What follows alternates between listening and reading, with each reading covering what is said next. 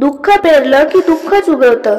सुख मिळवायचं असेल तर नमस्कार दोस्तों, स्वागत है आपका हमारे चैनल पर, जहां हम आपको ऐसी कहानियां सुनाते हैं जो आपके रोंगटे खड़े कर देंगे। आज मैं आपको एक ऐसी सच्ची और डरावनी कहानी सुनाने जा रही हूँ जिसे सुनकर आपके दिल की धड़कनें तेज हो जाएंगी। यह कहानी है एक छोटी बच्ची की आत्मा की, जो आज भी इस दुनिया में भटक रही है।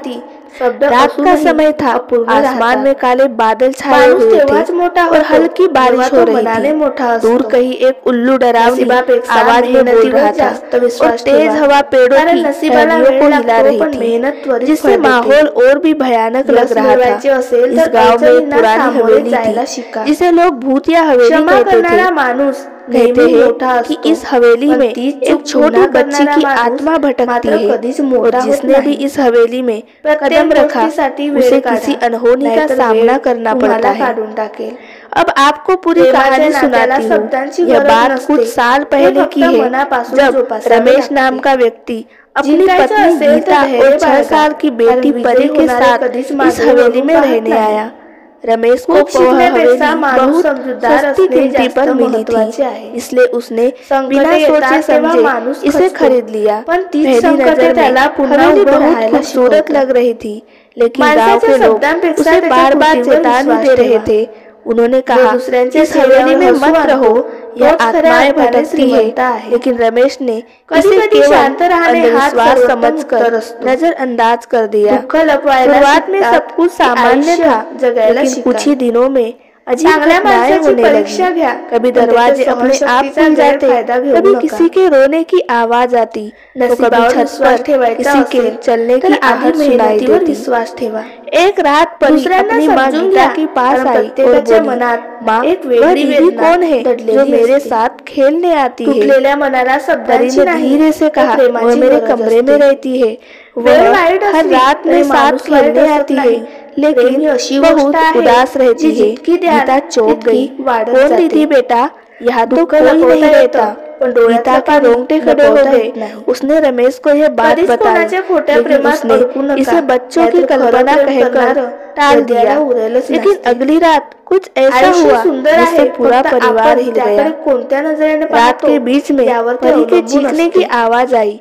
गीता और रमेश दौड़कर कमरे में गए तो देखा कि परी फर्श पर पड़ी हुई थी और उसकी आंखें फटी हुई थी, जैसे उसने कुछ बहुत भयानक देख लिया हो। गीता ने घबराकर पूछा, क्या हुआ परी? परी कांपते हुए बोली, माँ, वह दीदी बहुत गुस्से में थी। उसने मुझसे कहा कि हमें छोड़ दो, वरना वो हम सबको मार डालेगी। यह सुनकर गीता और रमेश दोनों सहम गए। अब उन्हें समझ में आ गया था कि यह सिर्फ परी की कल्पना नहीं थी, बल्कि इस घर में कुछ गलत था। गाँव वालों से पता चला प्रत्येक सच है उसका कारण तो पुन्हा येणार नाही।